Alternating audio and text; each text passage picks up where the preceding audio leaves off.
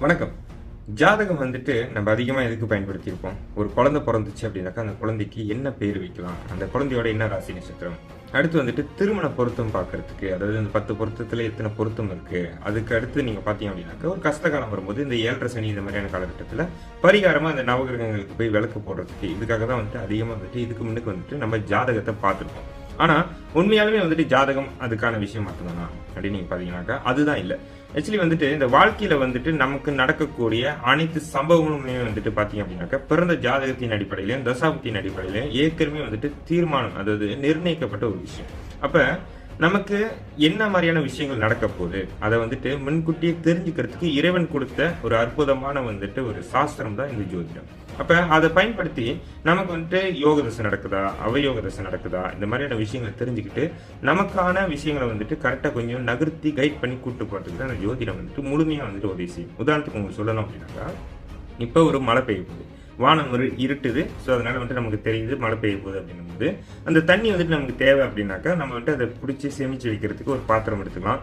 இல்லை அப்படின்னாக்கா நம்ம வந்துட்டு அதை மழையில நடையக்கூடாது அப்படின்றதுக்காக வந்துட்டு ஒரு கொடையை பிடிச்சிக்கலாம். ஆனா அதுக்காக மழை நிப்பாட்ட முடியுமா? முடியாது. அதே மாதிரிதான் நம்ம வாழ்க்கையில நடக்கக்கூடிய சில சம்பவங்களை வந்துட்டு நம்ம தடுக்க முடியாது. ஆனா அது முன்கூட்டியே ஒரு மாதிரியான விஷயங்கள் தெரிஞ்சுக்கிட்டு ஏதோ ஒரு ஆபத்து வரப்போகுது, இல்ல ஏதோ ஒரு விஷயங்கள் நடக்க போகுது அப்படின்றத மாதிரியான விஷயங்களை புரிஞ்சுக்கிட்டு அதுக்கேற்ற மாதிரி நம்மளை பக்குவப்படுத்திக்கலாம்.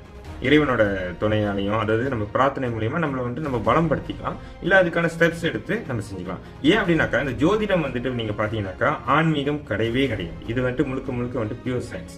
இது வந்துட்டு பிளானட்ஸ்னால வந்துட்டு நமக்கு நடக்கக்கூடிய விஷயங்கள் எப்படிப்பட்ட விஷயம் அப்படின்றது வந்துட்டு முழுமையா தெரிஞ்சுக்கிறதுக்கு தான். உதாரணத்துக்கு சொல்லணும் அப்படின்னு நீங்க பாத்தீங்கன்னாக்கா, நமக்கு இப்ப 6-8 தசாப்திகள் நடக்க போகுது, அது பாவத்துவமா இருக்கு அப்படின்னும் போது 6ஆம் பாவகம் என்ன, ருணரோக சத்திரஸ்தானமான இந்த கடன் நோய், வம்பு வழக்கு இந்த மாதிரியான விஷயங்களை வந்துட்டு கொடுக்கக்கூடிய 6ஆம் பாவகம் வந்துட்டு வருது அப்படின்னும் போது, அதுவே பாவத்துவமா இருக்கும்போது அது நமக்கு அதிகமா செய்ய போகுது அப்படின்னும் போது நம்ம எது செஞ்சாலுமே வந்துட்டு கொஞ்சம் கவனத்தோட செஞ்சு நம்ம வந்துட்டு எது நடந்தாலுமே வந்துட்டு கொஞ்சம் ஏத்துக்கிற ஒரு மன பக்குவத்துல நம்ம அதை ஏத்துக்கிற ஒரு நிலைமைக்கு வரலாம். இதுவே வந்துட்டு இப்ப ரிஷப லக்னமா இருக்காரு, அவருக்கு வந்து சனி தசை வரப்போகுது 19 வருஷம். இந்த சனி வந்துட்டு பாத்தீங்க அப்படின்னாக்கா 9-10 கோடிய தர்ம கர்மாதிபதி யோகத்தை கொடுக்கக்கூடியவர். அதே சனி வந்துட்டு யோகராவும் இருக்காரு, சுபத்துவமாவும் இருக்காரு அப்படின்னும் போது அந்த 19 வருஷம் வந்துட்டு ஒரு மனசனை வந்துட்டு உயர்த்த போது லக்னத்தின் அடிப்படையில, லக்னத்தின் தன்மையின் அடிப்படையில ஒரு மனசனை வந்துட்டு உயர்வுக்கு கொண்டு வரப்போகுது. அப்ப அவரோட விஷயங்கள், அதாவது சனியோட இப்ப என்ன தொழில் நமக்கு செஞ்சா சரியா வரும் அப்படின்றத தெரிஞ்சுக்கிட்டு அதை தொழில செய்யறது, இல்ல வந்துட்டு எந்த விஷயங்களை நமக்கு படிச்சா அந்த ஃபியூச்சர்ல நமக்கு கை கொடுக்கும் அப்படின்னு தெரிஞ்சுக்கிட்டு அதுக்கு சம்பந்தப்பட்ட படிப்புகளை படிக்கிறதுக்கு, இப்படி வாழ்க்கையில நடக்கக்கூடிய அனைத்து சம்பவங்களுக்குமே வந்துட்டு இந்த ஜோதிடம் வந்துட்டு ஒரு மிகப்பெரிய கைட்டா இருக்கும். இதுதான் வந்துட்டு உண்மையான விஷயம். ஆனா இதுக்கு முன்ன